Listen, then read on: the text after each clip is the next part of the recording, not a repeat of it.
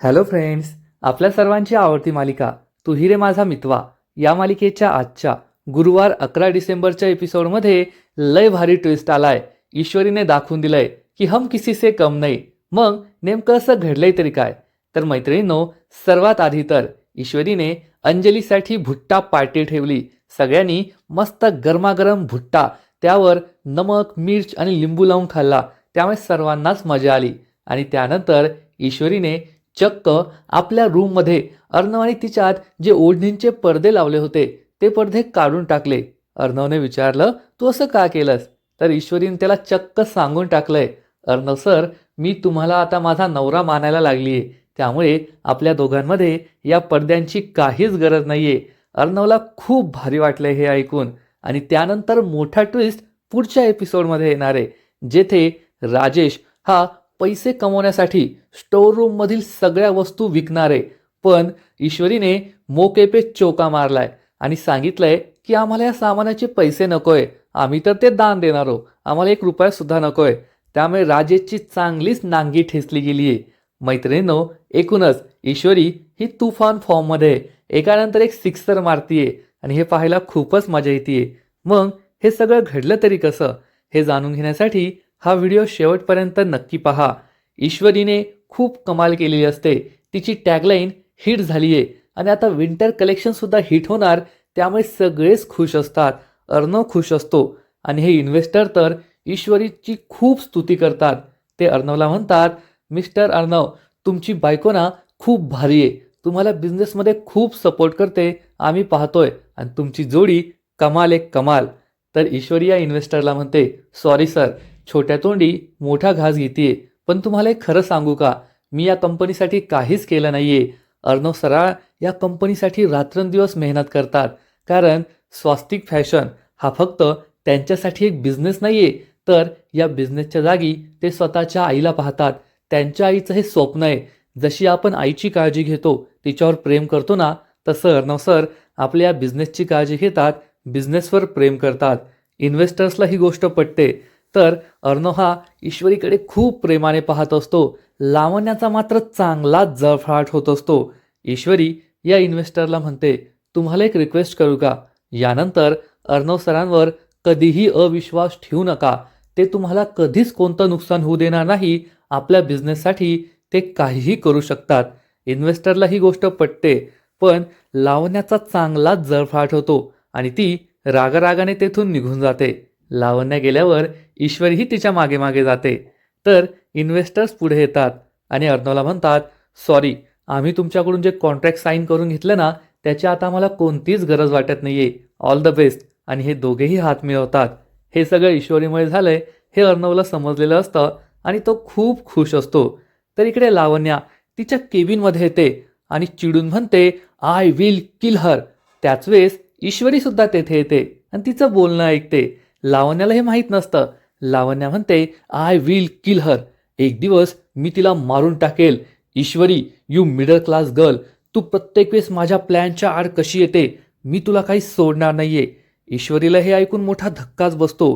तर लावण्या म्हणते, ईश्वरी, एक दिवस तू मरणार आहे, ते सुद्धा माझ्या हातूनच. ईश्वरी म्हणते, किती तो राग. लावण्याला समजतं ईश्वरी आलीये. ती मागे वळून पाहते, तिच्याकडे रागारागाने पाहते. ईश्वरी पुढे येते आणि लावण्याला म्हणते, लावण्य मॅडम, तुमचा प्रत्येक प्लॅन फ्लॉप का होतो तुम्हाला माहिती आहे का, कारण तुमची नियत खराब आहे. लावण्या खूप चिडते. ईश्वरी तिला म्हणते, तुमची नियत खराब असल्यामुळे तुमचा प्रत्येक प्लॅन फ्लॉप होतो. खराब नियतने, वाईट नजरेने कोणतीही गोष्ट करण्याचा प्रयत्न केला ना, तर त्याचा अंजाम असाच असतो, हे तुम्हाला समजायला हवं. लावण्या चिडून आपल्या नेहमीच्या स्टाईलने यू असं म्हणून आपले 2 बोटं दाखवते. तर ईश्वरी तिचे दोन्ही बोटं पकडते आणि खाली ठेवते आणि म्हणते, गप्प बसायचं, कारण तुमची 30 लायकी आहे. जास्त तोंड नाही उघडायचं, नाहीतर मी माझं तोंड उघडलं ना, तर तुमची काय हालत होईल हे तुम्हाला सुद्धा समजायचं नाही. लावण्या गप्प बसते. ईश्वरी तिला म्हणते, एक गोष्ट लक्षात ठेवायची की मी अर्णव सरांची बायको आहे. मी तुम्हाला म्हटलं होतं ना की तुम्हाला मी अर्णव सरांना आणि त्यांच्या कंपनीला बर्बाद नाही करू देणार. त्यांचा केस सुद्धा तुम्ही वाकडा करू शकत नाही. चला चावी द्या. लावण्या ईश्वरीच्या हातात या कुलपाची चावी ठेवते. ईश्वरी या स्वस्तिक फॅशनच्या बोर्डजवळ जाते आणि लावण्याने जे कुलूप लावलेलं असतं ते कुलूप उघडते. लावण्याचा खूप जळफळाट होतो. ईश्वरी प्रेमाने स्वस्तिक फॅशनच्या नावावर हात फिरवते आणि पुन्हा एकदा लावण्याजवळ येते. लावण्याच्या हातात हे कुलूप ठेवते आणि म्हणते, आता हे कुलूप ना स्वतःच्या तोंडाला लावायचं, स्वतःच्या अकलेला लावायचं आणि पुन्हा असे प्लॅन नाही बनवायचे. एक गोष्ट लक्षात ठेवायची की अर्णव सर आहे ना या कंपनीचे स्वस्तिक फॅशनचे CEO आहेत. कोण आहेत? CEO. आणि तुम्ही कोण नाही आहात. त्यामुळे स्वतःच्या अवकातीत राहायचं. लावण्याच्या पायाखालची जमीनच सरकते. ईश्वरीने चक्क तिची अवकात दाखवून दिलेली असते. ईश्वरी म्हणते, यानंतर माझ्यापासून, माझ्या नवऱ्यापासून, माझ्या माणसांपासून आणि माझ्या नवऱ्याच्या कंपनीपासून लांब राहायचं. वाकड्या नजरेने पाहिलं ना मग काय होईल याचा विचार करायचा. अशी धमकी देऊन ईश्वरी तेथून निघून जाते. लावण्याला खूप राग येतो. ती पुन्हा एकदा रूममध्ये तोडफोड करू लागते. पण ईश्वरीने तिची चांगलीच ठासलेली असते, त्यामुळे ती गप्प बसते. थोड्या वेळानंतर रात्र होते. अर्णव आणि ईश्वरी त्यांच्या रूममध्ये असतात. अर्णव हा ईश्वरीला थँक्यू म्हणतो. ईश्वरी, आज तू माझ्यासाठी जे काही केलंयस ना त्यासाठी खूप खूप खूप थँक्यू. तर ईश्वरी म्हणते, सर तुम्ही मला लाजवताय. मी माझ्या माणसासाठी सगळं केलंय, त्यासाठी थँक्यू म्हणण्याची काय गरज आहे. अर्णव म्हणतो, ठीक आहे, पण तरीसुद्धा थँक्यू. ईश्वरी त्याला म्हणते, ठीक आहे, आता तुम्ही इतकं थँक्यू म्हणताय मग फक्त थँक्यूने काम नाही चालणार. अर्णव विचारतो, काय पाहिजे तुला आत्ताच सांग. तर ईश्वरी म्हणते, एखादं सेलिब्रेशन व्हायला पाहिजे. अर्णव तिला म्हणतो, ठीक आहे ना, मग तुला जे काही हवंय ते आत्ताच्या आत्ता 5 स्टार हॉटेलमधून मागून घे. तर ईश्वरी म्हणते, ओ सर, सेलिब्रेशन करायचं म्हटल्यावर 5 स्टार हॉटेलच सुचतं का तुम्हाला? घरच्या घरी सुद्धा सेलिब्रेशन होऊ शकतं. अर्णव विचारतो, घरी कसं सेलिब्रेशन करायचं, काय हवंय तुला? तर ईश्वरी म्हणते, आपण गरमागरम भुट्टा खाऊया. अर्णवला मोठा धक्काच बसतो. तो म्हणतो, भुट्टा खाऊन कोण सेलिब्रेशन करतं? तर ईश्वरी त्याला समजावून सांगते, सर सेलिब्रेशनचा अर्थ काय होतो? एन्जॉय करायचा. मग भुट्टा खाऊन सुद्धा एन्जॉय होऊ शकतो. दरवेळेस 5 स्टार हॉटेलमध्ये जायचं, तिथून काही मागवायचं तरच काही एन्जॉय होत नसतो. आणि आपल्या अंजली ताईंना आज भुट्टा खाण्याची खूप इच्छा होतीये, तर आपण मस्त गरमागरम भुट्टा, त्यावर तिखट मीठ लिंबू लावून खायचं. अशा गुलाबी थंडीत भुट्टा खायची मजाच काहीतरी वेगळी असते. अर्णव म्हणतो, ठीक आहे, हे तर ताईचं झालं. ताईला भुट्टा खाण्याची इच्छा आहे ना, तुझी काय इच्छा आहे? तुझ्या आवडीचं सुद्धा काहीतरी आपण करू ना. तर ईश्वरी म्हणते, सर आपल्या माणसांची आवड हीच आपली आवड.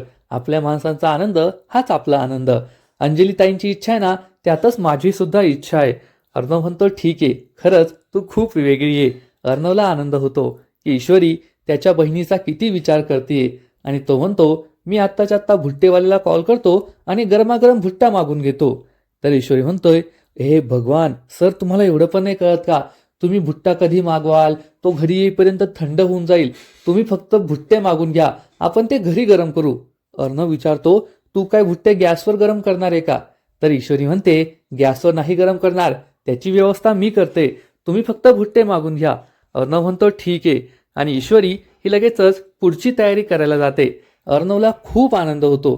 तो म्हणतो, ईश्वरी नेहमी दुसऱ्यांचा विचार करते, दुसऱ्यांच्या आनंदाचा विचार करते. आणि तो ईश्वरीवर फिदाच होतो. थोड्या वेळानंतर ईश्वरीने लॉनमध्ये भुट्टा गरमागरम करण्याची, भाजण्याची सगळी व्यवस्था केलेली असते. शेगडी, कोळसा, मामा मामी तेथे उभे असतात. अर्णव आणि आकाश अंजलीच्या डोळ्यावर पट्टी बांधून तिला तेथे घेऊन येतात. अंजली विचारते, मला कुठे घेऊन जाताय? ईश्वरी म्हणते, ताई या लवकर. अंजलीला समजतं ईश्वरी सुद्धा सरप्राईजमध्ये आहे. आकाश आणि अर्णव अंजलीच्या डोळ्यावरची पट्टी बाजूला काढतात. तर हे सगळा सेटअप पाहून, भाजलेले गरमागरम भुट्टे पाहून अंजलीला खूप आनंद होतो. अंजली म्हणते, खरंच ईश्वरी तू कमाल आहे. माझी इच्छा झाली की ती लगेच पूर्ण करते. तर ईश्वरी म्हणते, आता आम्हाला गुटगुटीत बाळ हवंय ना, मग हे सगळं करावंच लागेल. अंजली म्हणते, आता मला काही सब्र होत नाहीये, लवकर दे मला भुट्टा. आणि लगेचच ईश्वरी तिला गरमागरम भुट्टा खायला देते, मस्त तिखट मीठ आणि लिंबू पिळून. अंजली खूप खुश होते. तर मामा म्हणतो, ईश्वरी आता पुढचा नंबर माझा बरं का, मला पुढचा भुट्टा द्यायचा. तर अर्णव म्हणतो, नाही मामा, पुढचा नंबर माझा आहे. तर आकाश पुढे येऊन म्हणतो, नाही, या घरात सगळ्यात छोटा मी आहे, पहिला नंबर माझा आहे, असं म्हणून तो पुढे उभा राहतो. तर मामा म्हणतो, मी घरात सगळ्यात मोठा आहे, माझा पहिला नंबर. अर्णव पुढे येतो, नाही माझा पहिला नंबर. आकाश पुढे येतो, नाही माझा पहिला नंबर. भुट्टा मिळवण्यासाठी या तिघांमध्येच भांडणं सुरू होतात. तर ईश्वरी म्हणते, कोणाला भेटणार नाही, सगळ्यांनी तेथे जाऊन बसायचं, मी सगळ्यांना एकत्रच आणून देते. असं म्हणून ती सगळ्यांना जागेवर बसायला सांगते आणि ईश्वरी मस्त गरमागरम भुट्टे भाजते, त्याच्यावर तिखट मीठ लिंबू पिळते आणि सगळ्यांना आणून देते. सगळेजण हे गरमागरम भुट्टे खाऊ लागतात आणि चांगलेच खुश होतात. ईश्वरीचं खूप कौतुक करतात. ईश्वरी सुद्धा खुश असते. आकाश म्हणतो, आता आपण असा एन्जॉय करतोयस तर मस्त आणखीन एक प्लॅन करूया, एक गेम खेळूया. मामा विचारतो, कोणता गेम? तर आकाश सांगतो, मी एक शब्द सांगणार आणि या शब्दावर प्रत्येकाच्या मनात जे काही असेल ते त्याने बोलायचं. हा गेम सर्वांनाच आवडतो. ईश्वरी म्हणते, भारी गेम आहे, मी पहिला शब्द सांगणार. आणि ती चक्क प्रेम असं म्हणते आणि ईश्वरीला अर्णवच्या तोंडून प्रेमाबद्दल ऐकायचं असतं. अर्णव तिच्याबद्दल काही बोलतोय काय असं तिला वाटतं, पण मामा, अंजली, आकाश त्यांना हे समजतं आणि ते लगेचच अर्णवचं नाव न घेता एकमेकांचं नाव घेऊ लागतात आणि सर्वात आधी चक्क अंजलीचं नाव घेतात. अंजली म्हणते, प्रेम म्हणजे जीवन. चांगला जोडीदार आपल्या आयुष्यात आला की आपलं जीवन सुंदर होतं ना, म्हणूनच प्रेम म्हणजे जीवन हे सगळ्यांना पटतं. त्यानंतर ईश्वरी अर्णवचं नाव घेणार, पण त्याच्या आधी आकाश हा मामीचं नाव घेतो. मामी म्हणते, प्रेम. तर मामा तिला म्हणतो, तुला तर माहीतच नसेल ना प्रेम म्हणजे काय. मामी त्यांच्यावर चिडते आणि म्हणते, माहिती मला, प्रेम म्हणजे आधी स्वतःवर करायचं असतं. स्वतःवर प्रेम केलं की माणूस समोरच्यावर सुद्धा प्रेम करतो. प्रेम म्हणजे आधी स्वतःवर करायचं आणि मग दुसऱ्यावर करायचं. सगळ्यांना हे पटतं. त्यानंतर आकाशचा नंबर लागतो. आकाश म्हणतो, प्रेम. प्रेम म्हणजे एक क्यूट, गोड बोलणारी सुंदर मुलगी जी रोज रात्री स्वप्नात येते. हे ऐकून सगळ्यांनाच मोठा धक्का बसतो. अंजली म्हणते, मामी, कोणीही स्वप्नात येणारी मुलगी? तर मामी आकाशला जाब विचारते, कोणीही मुलगी, सांग मला लवकर. आकाश चांगलाच घाबरतो आणि म्हणतो, कोण नाही, मी तर असंच बोलत होतो. मामा म्हणतो, वाचला. आणि मग पुढचा नंबर मामाचा लागतो. मामा सांगतो, प्रेम म्हणजे त्याग. ज्याला त्याग जमतो तोच प्रेम करू शकतो. आणि मग कसा बसा अर्णवचा नंबर लागतो. ईश्वरी म्हणते, आता अर्णव सर सांगतील. तर मामा म्हणतो, हो बोल बाबा, तिने तुझ्यासाठीच हा शब्द सांगितलाय, केव्हाची वाट पाहते ती. तर अर्णव हा ईश्वरीचं नाव घेईल असं ईश्वरीला वाटत असतं, पण अर्णव प्रेम म्हणजे विश्वास, प्रेम म्हणजे फ्रेंडशिप आणि त्याच्या पुढची स्टेप म्हणजे प्रेम असं म्हणतो. त्यामुळे ईश्वरीचा भ्रम निराश होतो. सगळ्यांना वाटतं अर्णव हे काय बोलतोय. आकाश म्हणतो, मला वाटलं होतं तू काहीतरी रोमॅन्टिक बोलशील आणि हे तू काय बोलतोय. पण अर्णव हा आपल्या प्रेमाच्या भावनेबद्दल सांगतच नाही. अंजली म्हणते, आता ईश्वरीचा नंबर. ईश्वरी विचार करते, सर मला माझ्या प्रेमाबद्दल तुम्हाला सांगायचंय, पण असं सगळ्यांसमोर नाही, फक्त तुम्हालाच सांगायचंय. आणि ती म्हणते, प्रेम म्हणजे एक गेम असतो जो सुरुवातीपासून शेवटपर्यंत त्याचा नेम नसतो. सगळेच कन्फ्यूज होतात. अंजली, आकाश विचारतात, हे काय बोलतेस तू? प्रेम म्हणजे गेम, नेम सेम. तर ईश्वरी म्हणते, जे सुचलं ते बोलले, पण आता मला काही सुचत नाहीये. आकाश भाऊजी, सगळे कोळसे संपलेत. तुम्हाला भुट्टे खायचे असतील ना तर स्टोर रूमवरून कोळसे आणावे लागतील. आकाश म्हणतो, ठीक आहे. आणि तो स्टोर रूममध्ये भुट्टे आणायला जातो. तर ईश्वरी खूप लाजते. इकडे आकाश हा स्टोर रूममध्ये येतो आणि कोळसा शोधू लागतो. तेथे खूप अँटिक वस्तू असतात आणि मामीने ठेवलेली संदूक सुद्धा असते. आकाश सगळीकडे हे कोळसे शोधतो, पण त्याला कुठे कोळसा सापडत नाही. तर मामीने ठेवलेली संदूक सापडते. ही संदूक तर खूप युनिक आहे, अँटिक आहे असं म्हणून तो ही संदूक उघडणार आणि त्याला त्यामध्ये अर्णवच्या बाबांचे आणि सुप्रियाचे निगेटिव्ह दिसणार. इतक्यात मामी तेथे येते आणि ही संदूक बंद करते. ती विचारते, आकाश तू येथे काय करतोय? आकाश सांगतो, मी कोळसा घ्यायला आलोय. मामी चिडून म्हणते, पण इतक्या धुळीत का आलाय? तुला धुळीची ॲलर्जी होईल ना. आकाश म्हणतो, पण कोळसा सापडला नाहीये. मामी त्याला सांगते, पहा त्या कोपऱ्यात कोळसा आहे. आकाश त्या कोपऱ्यात पाहतो, त्याला कोळसा सापडतो. तो म्हणतो, कोळसा सापडलाय, तू लवकर बाहेर ये. मामी म्हणते, ठीक आहे, तू जा. आकाश गेल्यानंतर मामी ही संदूक पाहते आणि विचार करते, जर आज आकाशच्या हाती ही संदूक लागली असती तर खूप मोठा गोंधळ झालो असता. मी असं कोणाच्या हाती ही संदूक नाही लागू देऊ शकत. आणि ती एक प्लॅन बनवते. ती लगेचच एक गम घेऊन येते, एक लाल कपडा घेऊन येते आणि हे निगेटिव्ह तेथे ठेवते. त्याच्यावर गमने हा कपडा चिटकवते.